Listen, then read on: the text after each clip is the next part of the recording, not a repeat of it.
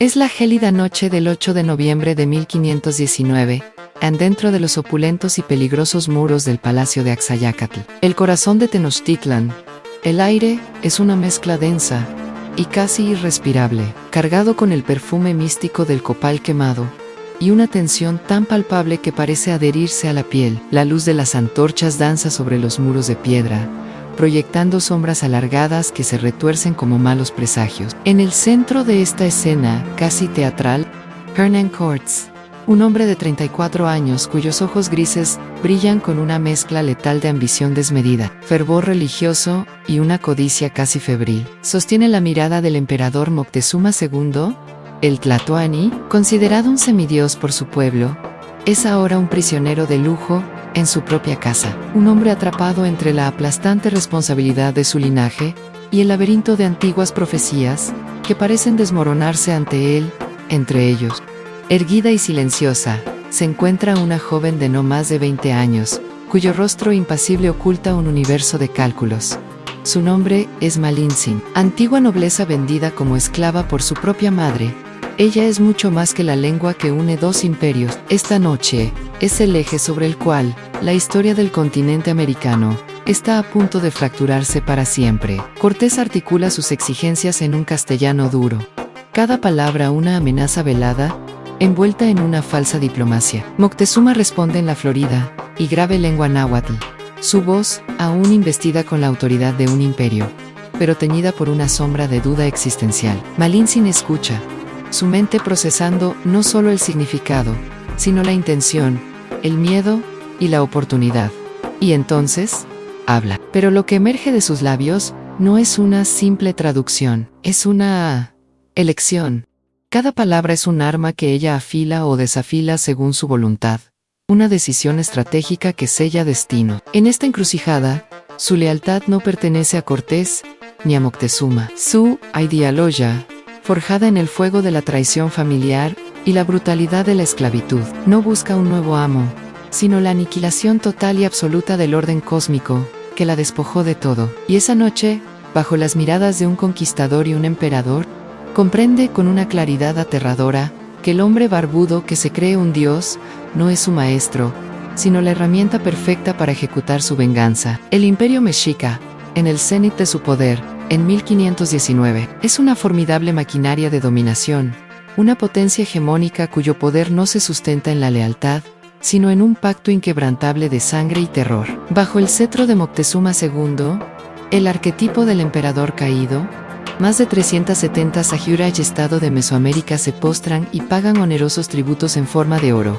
plumas de quetzal, jade y, el más vital de todos los recursos, vidas humanas. Se estima que 20.000 corazones son arrancados anualmente en las ensangrentadas escalinatas del Templo Mayor. Un espectáculo de una crueldad inimaginable que, sin embargo, no es un mero acto de fe bárbara. Es la manifestación más pura de una ideología de dominación cósmica, el universo. Según su cosmovisión, es una entidad frágil que necesita de la energía vital de la sangre para evitar su colapso. La sangre de los pueblos subyugados es, por tanto, el combustible sagrado que mantiene al sol mexica, Huitzilopochtli, en su perpetua batalla celestial contra esta visión del mundo, donde la opresión ritual es un pilar existencial.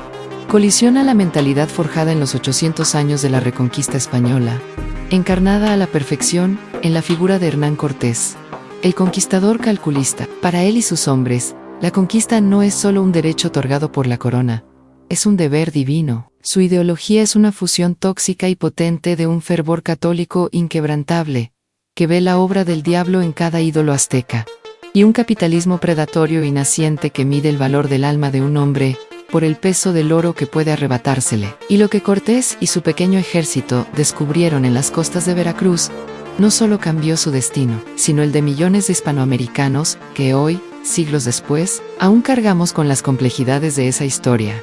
Una historia donde la ideología de la conquista justificó la brutalidad más inimaginable. Si sientes la llamada de la verdad, si anhelas desenterrar los secretos que nos definen y entender profundamente nuestras raíces, dale me gusta y suscríbete. Lo que viene te hará reflexionar sobre por qué somos como somos y cómo las decisiones de hace siglos impulsadas por creencias inquebrantables, aún resuenan en nuestra identidad colectiva. Moctezuma siente un sudor frío recorrer su espalda, un escalofrío que nada tiene que ver con la temperatura del salón. Cada palabra de Cortés, filtrada y reinterpretada por la voz serena de Malintzin, es un martillo que golpea las bases de su universo. El emperador, cuyo solo nombre susurraba terror en los confines de su imperio, ahora se enfrenta a un dilema que trasciende la simple estrategia militar o política.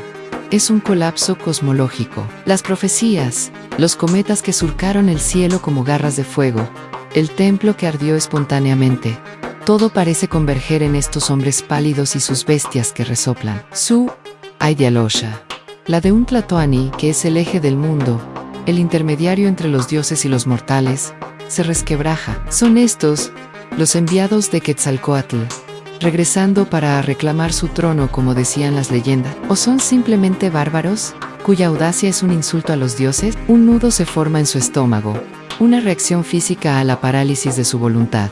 En contrast, la certeza de Cortés es absoluta, casi fanática. Él no tiene dudas. Su Dios es el único verdadero.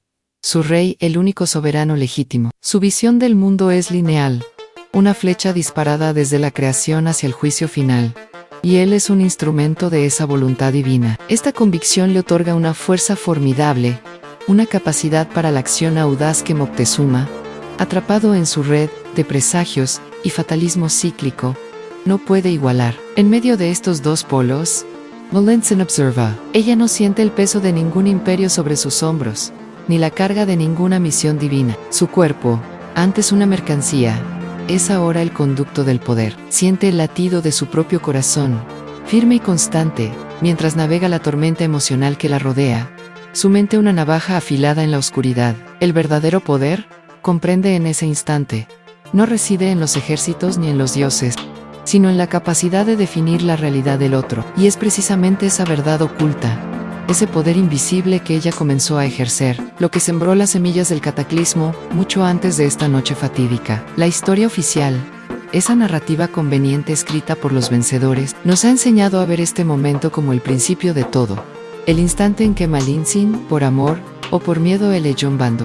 Pero la primera pista crucial de su verdadera y escalofriante estrategia no se encuentra en los grandes palacios de Tenochtitlan, sino que debe buscarse semanas antes, en las sofocantes y húmedas tierras bajas de la costa. Allí, en la ciudad totonaca de Zempoala, un lugar cuyo aire olía a sal marina y a flores en descomposición, fue donde ella realmente probó el alcance de su poder. Al llegar los españoles, encontraron a los totonacas, un pueblo sometido y resentido, que vivía bajo el terror constante de los recaudadores de impuestos aztecas. Cortés, a través de la boca de Malintzin, les habló de un rey poderoso al otro lado del mar, y de un Dios que no exigía sacrificios humanos. Un escalofrío de esperanza recorrió al cacique totonaca, quien vio en los extranjeros un destello de posible liberación. Es aquí donde la intervención de Malintzin se vuelve decisiva. Ella no se limita a traducir las promesas de Cortés, las adapta, las embellece, las moldea para que encajen perfectamente en la mentalidad y las ansias de libertad de los totonacas. Les presenta a los españoles no como conquistadores, sino como los ejecutores de una justicia cósmica. Su ideología de venganza personal comienza a expandirse, a transformarse en un proyecto político. Ella es quien sugiere, quien aconseja, quien subraya los puntos débiles del imperio que también conoce. Es la arquitecta intelectual de la primera gran alianza indígena contra los aztecas. Esa alianza, forjada con palabras cuidadosamente elegidas por ella, fue la verdadera primera piedra en la destrucción del imperio. Una verdad que revela que Malintzin no fue una simple oportunista, sino que desde el principio tenía un plan, uno que la llevaría a desatar un infierno que nadie, ni siquiera Cortés, podía prever. Para comprender la magnitud de la estrategia de Malintzin, debemos retroceder en el tiempo, a la primavera de 1519, en el desembarco de los 11 navíos de Cortés en las playas de Calquiquem. Fue un evento que desgarró el tejido de la realidad mesoamericana. Los nativos observaban desde la distancia, sus ojos oscuros llenos de asombro y temor ante la visión de hombres, con la piel pálida, como la luna, y barbas densas, como la maleza, montados en criaturas que parecían venados gigantes, y empuñando armas que vomitaban humo y trueno. El olor a pólvora quemada, se mezclaba con el aroma salino del Golfo de México, creando una atmósfera de otro mundo. En este escenario de confusión y maravilla, Cortés recibe un regalo de los caciques de Tabasco a 20 jóvenes esclavas. Entre ellas, silenciosa y observadora, está Malintzin. Para los españoles, es un botín de guerra, un objeto. Para la historia,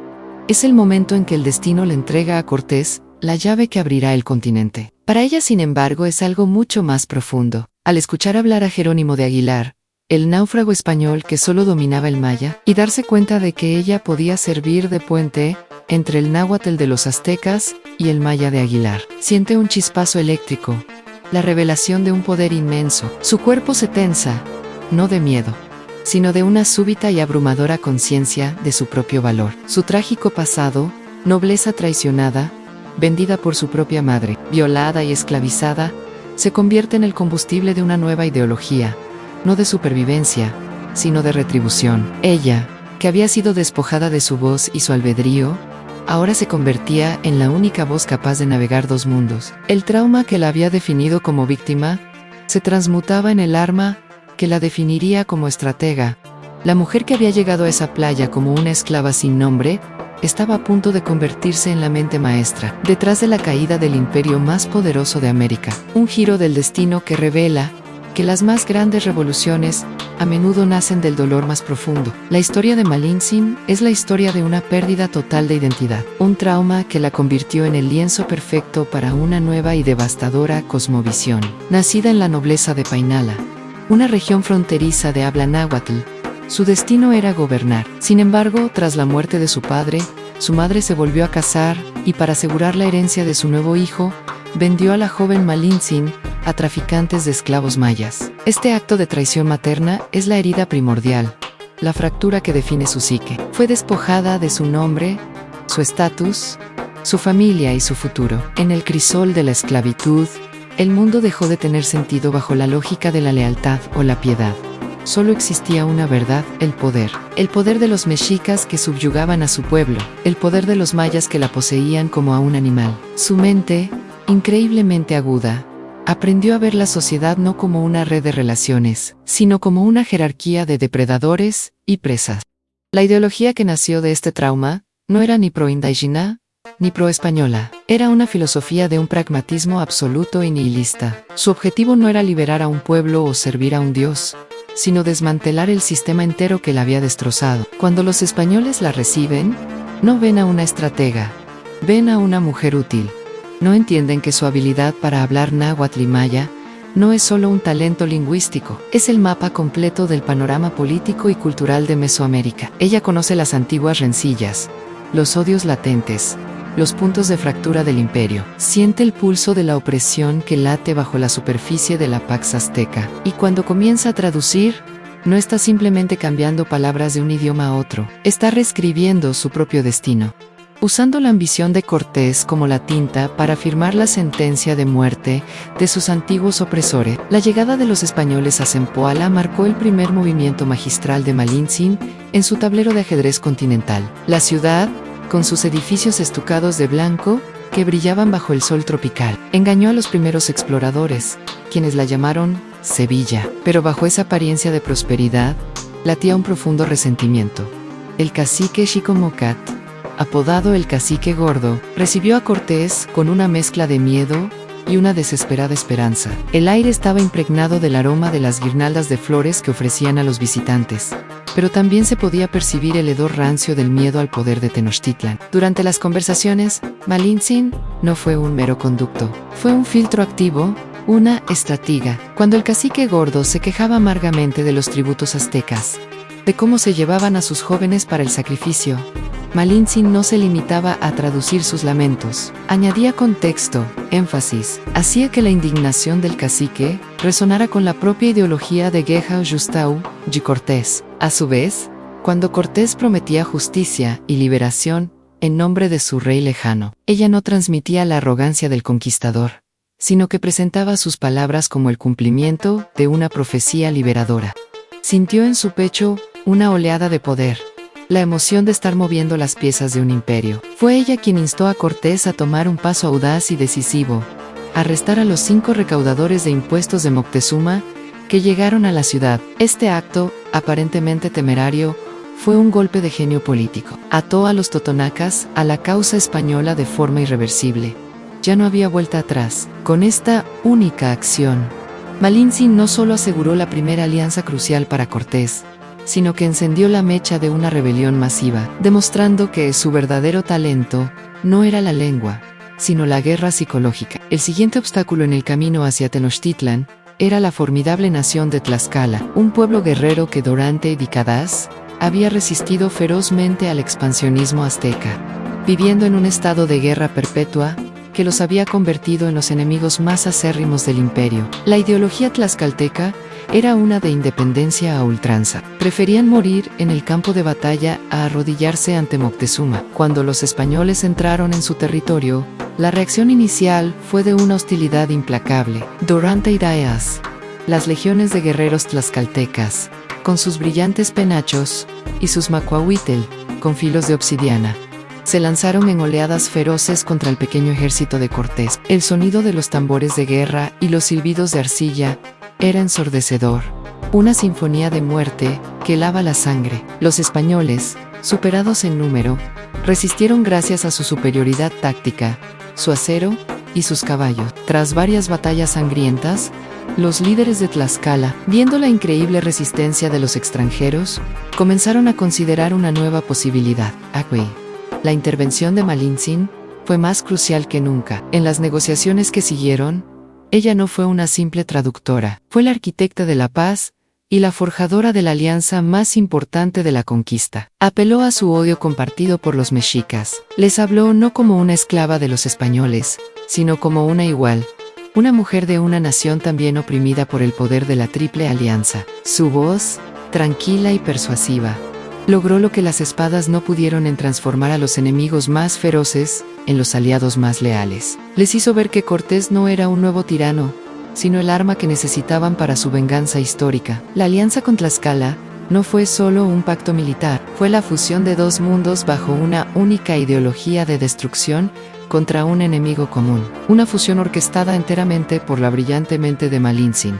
El choque de cosmovisiones entre españoles e indígenas era un abismo de incomprensión que Malintzin supo explotar con una inteligencia maquiavélica. Por un lado, la mentalidad europea del siglo XVI, encarnada por Cortés, se basaba en una concepción lineal del tiempo y una fe monoteísta que no admitía matices. Para ellos la historia avanzaba hacia un fin predeterminado por Dios, y su presencia en estas nuevas tierras era una manifestación de la providencia.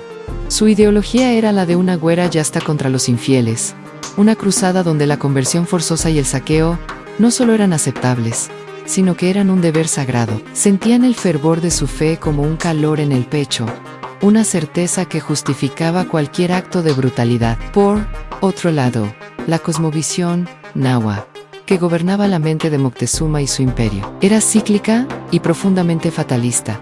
Su universo era un escenario de lucha constante entre fuerzas divinas, donde los humanos tenían el deber de alimentar a los dioses con sacrificios para mantener el equilibrio cósmico. El tiempo no era una línea recta, sino una rueda de creación y destrucción. La llegada de los españoles, con sus extrañas apariencias y su poder destructivo, no fue interpretada como un evento histórico casual, sino como el cumplimiento de antiguas y terribles profecías, particularmente el anunciado regreso del dios Quetzalcóatl. Malintzin, habiendo vivido en ambos mundos, entendía perfectamente este abismo. Fue ella quien sutilmente alimentó el pánico supersticioso de Moctezuma, traduciendo las palabras de Cortés de manera que parecieran las de un dios retornado para reclamar su reino. Manipuló la parálisis de Moctezuma, convirtiendo su piedad en una debilidad estratégica, demostrando que la guerra más efectiva no se libra con cañones, sino controlando las creencias del enemigo. El verdadero campo de batalla estaba en la mente del Tlatoani,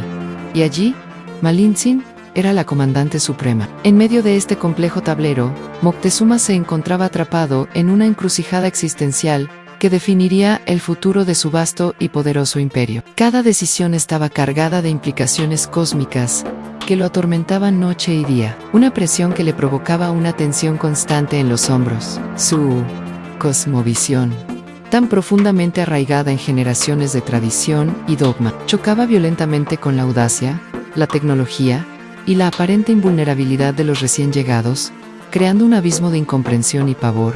¿Cómo debía actuar? Como un rey guerrero, aniquilando a los intrusos y desafiando a los mismos dioses que parecían haberlos enviado, o como un sacerdote piadoso, aceptando el fatalismo de las profecías y entregando su imperio para evitar un cataclismo mayor. La duda lo carcomía, paralizando su capacidad de acción. Pero al considerar esta revelación, al entender que su parálisis era estratégicamente inducida por la información que recibía, ¿qué harías tú en su lugar, siendo el líder de toda una civilización ante lo desconocido? Una traición inminente que se gestaba en sus propias narices. ¿Y la disyuntiva de tu propia fe? Deja tu opinión en los comentarios.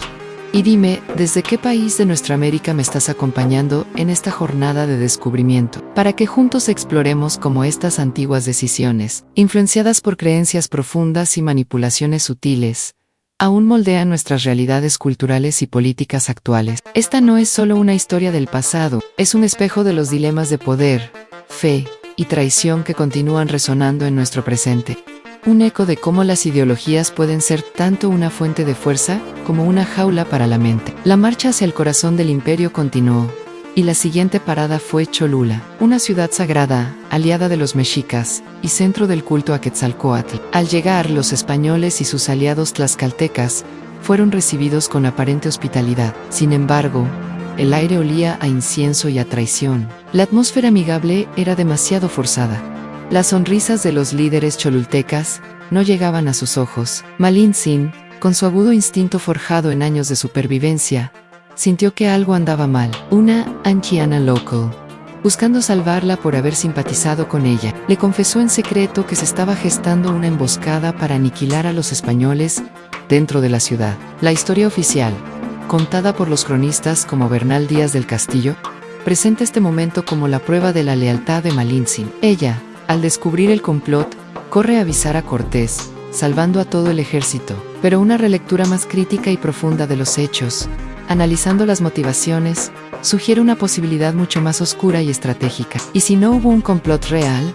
O al menos no de la magnitud que se describió. ¿Y si Malintzin, entendiendo que Cholula era un aliado clave e incondicional de Tenochtitlan, que jamás se uniría a su causa, fabricó o exageró la amenaza de la emboscada? Su ideología pragmática no tenía espacio para la piedad. Eliminar a Cholula no solo neutralizaba una amenaza futura, sino que también enviaría un mensaje de terror absoluto a todos los rincones del imperio, incluyendo al propio Moctezuma.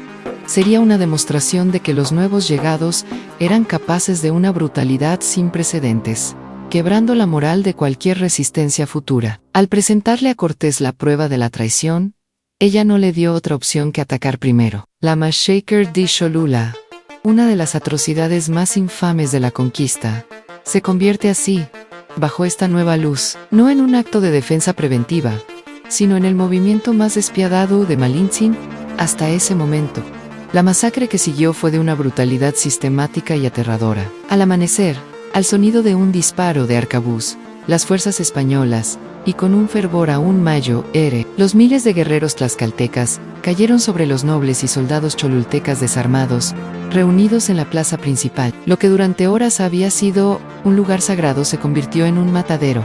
El brillo del sol de la mañana se reflejaba en el acero de las espadas españolas y en las hojas de obsidiana de los maquiobato tlaxcaltecas, mientras la sangre corría por los desagües de la plaza como un río carmesí. El olor metálico de la sangre caliente se mezcló con el polvo y el humo de los edificios incendiados, creando una atmósfera apocalíptica. Un profundo y agudo lamento se elevó de la ciudad, un sonido que marcaría la memoria de esa tierra para siempre. Malintzin observó la carnicería desde una posición segura, su rostro una máscara impasible. No había en ella ni horror ni placer, solo la fría satisfacción de un cálculo bien ejecutado. Cada grito de agonía era la confirmación de su estrategia. La ideología de la tierra quemada, de quebrar al enemigo no solo física sino psicológicamente, se materializaba ante sus ojos. Este evento consolidó su poder e influencia sobre Cortés de manera absoluta. Le había demostrado que su inteligencia, su conocimiento del terreno y de la psique indígena, eran más valiosos que un regimiento entero de soldados. Se convirtió en su consejera indispensable, su lengua, y también sus ojos y oídos. Pero lo que Cortés no veía era que, mientras él creía estar utilizando a una nativa inteligente para sus fines, era él quien estaba siendo utilizado. Cada consejo, cada advertencia, cada pieza de información que ella le proporcionaba, lo empujaba más y más por el camino que ella había trazado, un camino que no conducía a la gloria de España, sino a la pira funeraria del Imperio Azteca. Detrás de la figura aparentemente omnipotente de Hernán Cortés, existían fuerzas mayores que también dictaban el ritmo frenético de la conquista, juegos de poder que para Kemen lo hacían cada vez más dependiente de la astucia de Malintzin. La ambición insaciable de la corona española, representada por el rey Carlos I, era una presión constante. El monarca exigía resultados, oro, tierras y almas para su imperio en expansión, y cualquier fracaso sería castigado severamente. Pero una amenaza más inmediata y personal acechaba a Cortés. Su expedición era, en esencia, ilegal. Había zarpado de Cuba, desafiando las órdenes directas de su superior, el gobernador Diego Velázquez, quien ya había enviado una expedición punitiva al mando de Pánfilo de Narváez para arrestarlo y llevarlo de vuelta encadenado. Esta precaria situación legal obligaba a Cortés a jugar una partida desesperada. Solo una victoria total, una conquista de riquezas y glorias sin precedentes, podría justificar su insubordinación y ganarle el perdón real. No podía permitirse errores, retrasos, ni medias tintas. Esta presión constante por avanzar, por obtener resultados rápidos y espectaculares, lo convertía en un receptor ideal para los consejos audaces y a menudo despiadados de Malintzin. Mientras sus propios capitanes españoles a menudo aconsejaban cautela, ella siempre lo impulsaba a la acción, a explotar las debilidades del enemigo sin piedad. Su ideología de pragmatismo radical encajaba perfectamente con la necesidad de Cortés de una victoria rápida y decisiva. Él se apoyaba en ella no solo por su habilidad lingüística, sino porque sus consejos eran los que su desesperada situación requería, sin saber que la agenda de ella era mucho más personal y absoluta que la suya. La espada que pendía sobre la cabeza de Cortés lo convirtió, sin que él lo supiera, en el peón perfecto de una reina improbable. La jornada interna de Malintzin es un viaje a las profundidades de la psique humana, una exploración de cómo el trauma puede transformarse en una voluntad de poder inquebrantable. A medida que la expedición avanzaba, cada pequeña victoria y cada obstáculo superado no hacían más que afianzar su convicción. ¿Sintió alguna vez duda o remordimiento? Es poco probable. Su brújula moral había sido destruida junto con su infancia. La ideología que la guiaba era simple y brutal. El mundo se divide entre los que ejercen el poder y los que lo sufren. Y ella había jurado no volver a ser nunca más del segundo grupo. Cada alianza que forjaba, cada secreto que desvelaba, cada traducción que modulaba, era un paso más en la reconstrucción de su propio ser. Su identidad ya no era la de la esclava vendida, sino la de la tejedora de destinos. Sentía el control como una corriente eléctrica en sus venas, una sensación embriagadora que reemplazaba cualquier otra emoción. Las noches que pasó en el lecho de Cortés no pueden ser vistas a través del prisma romántico o de la simple sumisión. Eran parte de su estrategia. En la intimidad, en los momentos de vulnerabilidad, obtenía información. Estudiaba al hombre, sus miedos, sus ambiciones, y afianzaba su influencia. Cada caricia era un acto de espionaje, cada palabra susurrada, una manipulación. El nacimiento de su hijo Martin Corts, el arquetipo del mestizo, tampoco la desvió de su camino. Para ella la maternidad no era un ancla, sino otra pieza en el juego. Su hijo sería un hombre poderoso en el nuevo mundo que ella estaba ayudando a crear. Su verdadera lealtad no era hacia un hombre o una nación, sino hacia su propio plan maestro, un plan que estaba a punto de alcanzar su clímax más sangriento y revelador en el corazón mismo de Tenochtitlan. Al entrar finalmente en la Gran Tenochtitlan, una ciudad de canales y pirámides que parecía flotar sobre el lago Texcoco, los españoles quedaron mudos de asombro. La vista de los mercados bullentes, los templos imponentes y los palacios de piedra, era algo que superaba sus sueños más fantásticos. Pero bajo la superficie de esta recepción aparentemente pacífica, la tensión crecía como una enfermedad silenciosa. Malintzin, ahora instalada en el lujo del palacio de Axayácatl junto con el resto de los españoles, se convirtió en el único nexo entre dos mundos que se observaban con una mezcla de fascinación y desconfianza mortal. Moctezuma, bajo una cortés pero férrea vigilancia, era efectivamente un rehén. Cada día, las conversaciones entre él y Cortés pasaban por el filtro de Malintzin. Ella era la guardiana de todos los secretos, conocía los temores de Moctezuma, su creciente desesperación y las conspiraciones que comenzaban a susurrarse entre la nobleza azteca. Indignada por la pasividad de su líder, al mismo tiempo, conocía la precariedad de la posición española, su codicia, sus divisiones internas y su miedo a quedar atrapados en el corazón de un imperio hostil. Su mente era un archivo viviente de la vulnerabilidad de ambos bandos. Sentía la presión acumulándose, el aire de la ciudad cada vez más espeso, como la calma que precede a una tormenta violenta. La ideología de la coexistencia pacífica, si es que alguna vez existió en la mente de Cortés, se evaporaba día a día. Malintzin sabía que esta frágil paz no podía durar. Y, más importante aún, no quería que durara. La ciudad era una jaula, y ella se preparaba para prenderle fuego, sabiendo que el incendio que se desataría purificaría la tierra de la única manera que ella consideraba justa, con la aniquilación total. La oportunidad para el caos llegó cuando Cortés se vio obligado a abandonar Tenochtitlan para enfrentarse a la expedición de Pánfilo de Narváez, dejando al mando a su capitán más impulsivo y brutal, Pedro de Alvarado. Durante la ausencia de Cortés, la nobleza mexica solicitó permiso a Alvarado para celebrar la fiesta de Toxcatl en honor a Huitzilopochtli. Alvarado accedió, pero su mente, envenenada por la paranoia y la codicia, vio en la reunión de miles de nobles desarmados en el patio del Templo Mayor, no una ceremonia religiosa, sino la preparación para un ataque. El resultado fue la matanza del Templo Mayor, una atrocidad que selló el destino de la conquista. Alvarado y sus hombres masacraron a la élite de la nobleza azteca, desatando la furia incontenible del pueblo. Cuando Cortés regresó, victorioso sobre Narva, se encontró una ciudad en estado de sitio, y a sus hombres atrincherados.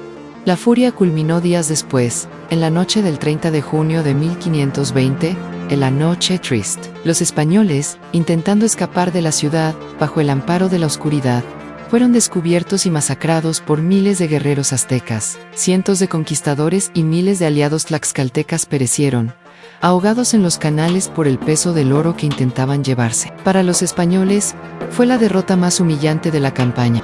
Pero si miramos este evento a través de la lente de la estrategia de Malintzin, la perspectiva cambia radicalmente. Esta catástrofe era, en realidad, su mayor victoria. La posibilidad de una transición pacífica, de una simple sustitución de poder, había sido aniquilada para siempre. Ahora, la guerra sería total, a muerte. El odio entre ambos bandos se había vuelto inextinguible, y la dependencia de los tlaxcaltecas hacia Cortés, absoluta. La Noche Triste no fue un fracaso, fue el punto de no retorno que ella había buscado. El bautismo de sangre, que aseguraría la destrucción completa del mundo que la había esclavizado. La huida de Tenochtitlan fue una visión del infierno. Los supervivientes del ejército de Cortés, heridos, hambrientos y despojados de su arrogancia, se arrastraban por los caminos, hostigados constantemente por las fuerzas aztecas. El sonido de sus propias pisadas sobre la tierra seca era un eco de su derrota, y el sabor a polvo y sangre en sus bocas era un recordatorio constante de su humillación. El futuro parecía sombrío, la conquista un sueño roto. Cualquier estratega convencional habría asumido que sus aliados indígenas, al verlos tan debilitados, los abandonarían a su suerte. Pero esto es lo que diferencia a la genialidad de Malintzin de la lógica común. Su trabajo previo, la cuidadosa construcción de alianzas, basadas no en la admiración por el poder español, sino en un odio profundo y compartido hacia los mexicas, dio sus frutos más importantes en este momento de desesperación. Al llegar, destrozados, al territorio de Tlaxcala, no fueron recibidos con desprecio, sino con una inesperada compasión y una renovada furia. Los tlaxcaltecas vieron los cuerpos de sus propios guerreros masacrados junto a los españoles. La derrota no fracturó la alianza, la cimentó con la sangre de sus mártires. Un suspiro colectivo de alivio debió escapar de los españoles al verse a salvo. La ideología de venganza, que Malintzin había cultivado con tanta paciencia, demostró ser un pegamento mucho más fuerte que el oportunismo. Los tlaxcaltecas cuidaron a los españoles, alimentaron a los hambrientos, curaron a los heridos, y lo más importante, reafirmaron su compromiso con la guerra. La Noche Triste Lejos de ser el fin de la campaña, se convirtió en el catalizador de un nuevo ejército, más grande, más diverso y mucho más motivado, unido por un único y ardiente propósito: borrar Tenochtitlan del mapa. Una vez más, el aparente desastre se alineaba perfectamente con el objetivo final de Malintzin. En las semanas que siguieron, en la seguridad de Tlaxcala, Cortés se enfrentó a la tarea de reconstruir su ejército y su moral.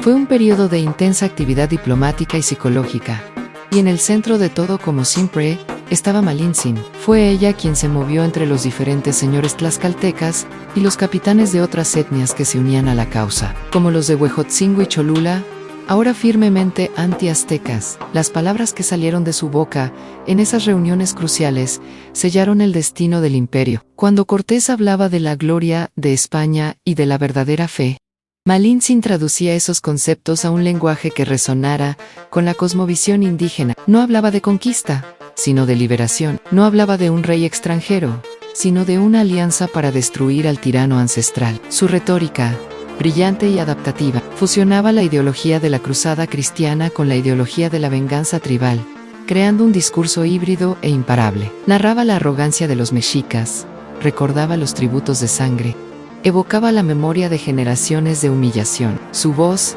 era el hilo que tejía agravios dispares en un solo estandarte de guerra. Sentía cómo sus palabras encendían el fuego en los ojos de los caciques, como su propia sed de venganza se reflejaba y multiplicaba en miles de guerreros. Para los españoles, prometía oro y salvación. Para los tlaxcaltecas, prometía el fin de la opresión y el honor de destruir a sus enemigos. Era una sinfonía de manipulación, y ella era la directora de orquesta. Y esas 6 palabras, pronunciadas en el corazón de Tlaxcala, resonarían como una sentencia de muerte, porque unieron a decenas de miles de hombres bajo una sola voluntad, la suya, disfrazada como la de todos los demás.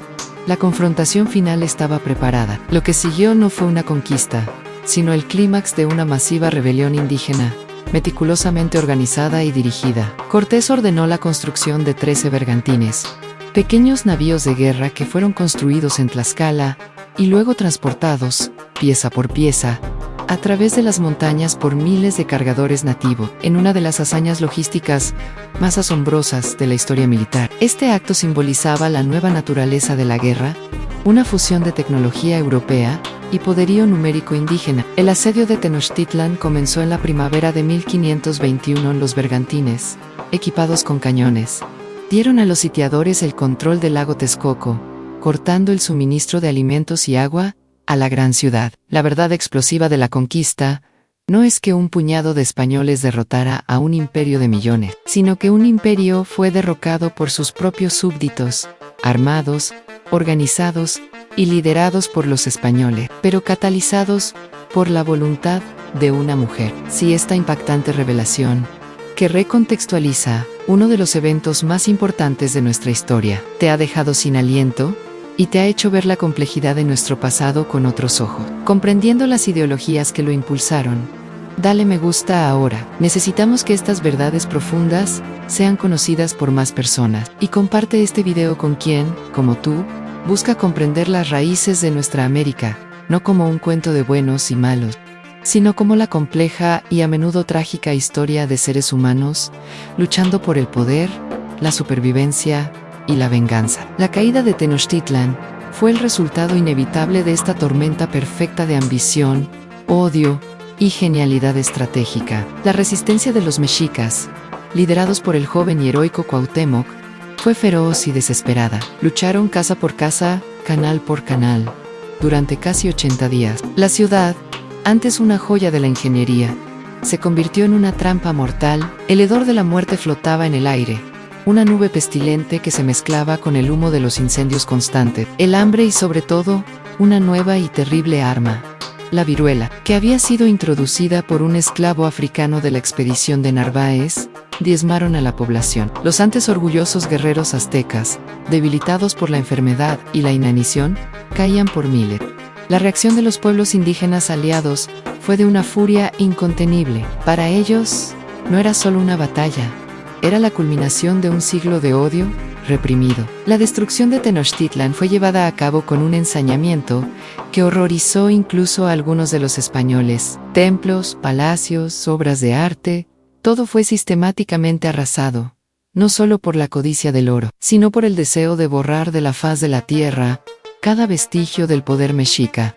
El choque cultural se manifestó en su forma más brutal. Los tlaxcaltecas y otros grupos veían la destrucción como un acto de justicia cósmica, una purga necesaria. Su ideología de liberación se había transformado en una de aniquilación. Para los españoles, era la victoria de la verdadera fe sobre el paganismo demoníaco. Y en medio de todo, Malintzin presenciaba el desmoronamiento del mundo que la había creado y despreciado. Cada piedra que caía, cada lamento que se elevaba de las ruinas, era una nota en la sinfonía de su venganza, sin comprender del todo que las cenizas de ese imperio se convertirían en los cimientos de una nueva jaula, una mucho más grande y duradera. El 13 de agosto de 1521, con la captura de un Cuauhtémoc demacrado pero desafiante, la resistencia finalmente cesó. Tenochtitlan, la otrora orgullosa metrópoli, no era más que un montón de ruinas humeantes y ensangrentadas.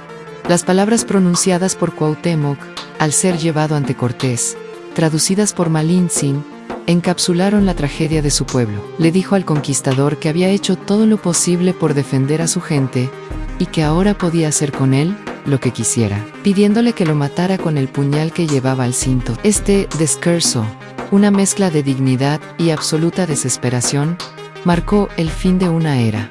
No era solo la rendición de un emperador, era la aceptación de un colapso cosmológico. La ideología que había sostenido al imperio, la creencia en su invencibilidad y su mandato divino, se había hecho añicos. El impacto profundo de estas palabras, sin embargo, fue doble. Para los mexicas supervivientes, significó la muerte de su mundo. Para Cortés y sus aliados, fue la confirmación de su victoria total. El desfecho inmediato fue la esclavización de miles de mexicas y la repartición del botín. Pero las consecuencias invisibles fueron mucho más profundas. La caída de Tenochtitlan no solo destruyó un imperio, creó un vacío de poder y un trauma colectivo que definirían los siguientes 300 años. Las semillas del colonialismo, del mestizaje doloroso y de una nueva jerarquía social fueron plantadas en esa tierra arrasada. Malintzin había ganado su guerra personal, pero la paz que siguió no se parecía en nada a la liberación. Era simplemente el comienzo de un nuevo capítulo de dominación, uno que ella misma había ayudado a escribir. Sobre las ruinas de Tenochtitlan, comenzó a erigirse una nueva ciudad la Ciudad de México, capital de la Nueva España. Iglesias católicas fueron construidas con las piedras de los templos paganos, un símbolo arquitectónico de la nueva ideología dominante. La nueva realidad que se impuso fue una de orden colonial, estructurada a través de instituciones como la encomienda, que en la práctica era una forma de esclavitud indígena. Malintzin, por sus servicios cruciales a la corona, fue recompensada generosamente. Dejó de ser una esclava para convertirse en una mujer poderosa y rica. Se casó con un conquistador, Juan Jaramillo, y recibió vastas extensiones de tierra y encomiendas a su nombre. Desde una perspectiva puramente personal, su historia es la de un éxito sin precedentes. La esclava, que se convirtió en señora, alcanzó la cima de la nueva estructura de poder que había ayudado a crear. Sin embargo, esta nueva realidad estaba teñida de una ironía devastadora. El sistema de opresión que ella combatió y destruyó fue reemplazado por otro, igualmente brutal, y en muchos aspectos, más eficiente y permanente. La ideología de la hispanización y la evangelización buscaba no solo la subyugación física, sino también la erradicación cultural y espiritual de los pueblos originarios. La transición que Malintzin había facilitado no fue una de liberación, sino una de sustitución de amos. Su venganza personal se había consumado, pero el costo fue la subyugación de millones. Y en esta nueva configuración del poder, su papel como agente activo y estratega comenzó a ser borrado deliberadamente de la historia, sentando las bases para la compleja y contradictoria figura que conocemos hoy. El impacto de la conquista y del papel de Malintzin en ella resonó a través de las generaciones, dejando cicatrices profundas en el alma de la nueva civilización mestiza que emergía. Para los pueblos indígenas, el resultado fue una catástrofe demográfica y cultural.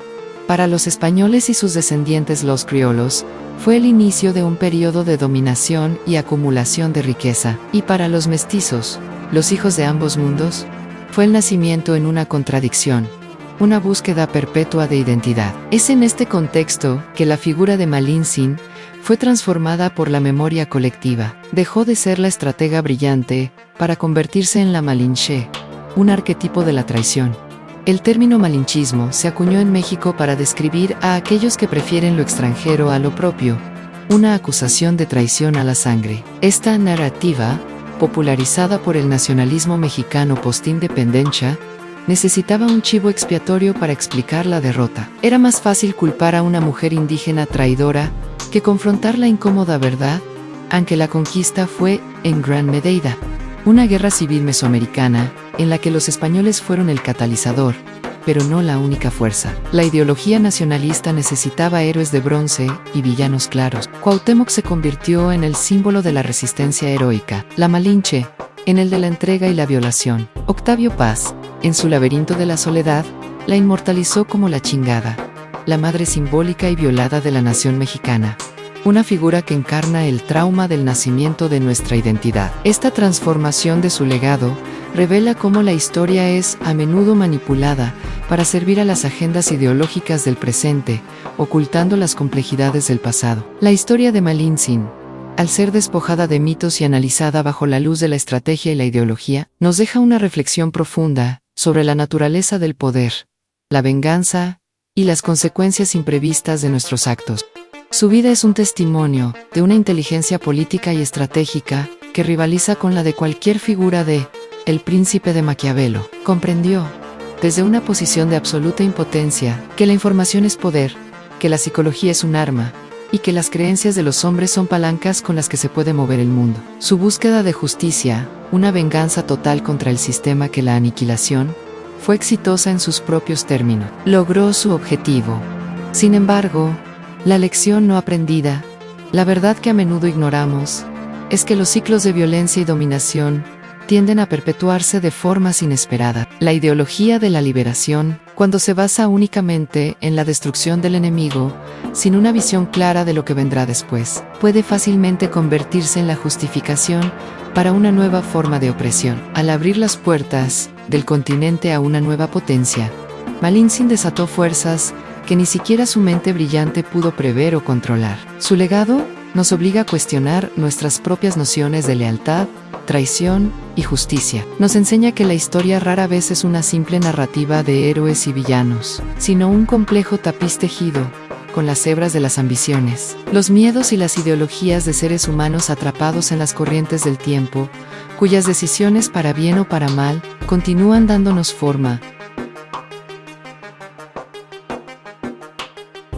Hoy, 500 años después, la sombra de Malintzin se proyecta larga y compleja sobre la identidad de Hispanoamérica. Hemos viajado desde la imagen simplista de la traidora pasiva hasta descubrir a la estratega maestra, desde la víctima seducida hasta la fría y calculadora ejecutora de una venganza de proporciones épicas. Esta reevaluación de su figura nos obliga a repensar la conquista misma, no como una historia maniquea de buenos europeos contra pobres nativos, sino como lo que realmente fue un violento y multifacético choque de civilizaciones, una brutal guerra civil mesoamericana, donde el odio, la ambición y las profundas diferencias ideológicas crearon el caldo de cultivo para un cambio cataclísmico. La verdad oculta no es que Cortés conquistó México, sino que el mundo de Malintzin, con todas sus tensiones y odios internos, estaba listo para implosionar. Y ella fue la única que supo exactamente cómo encender la llama. Su historia es el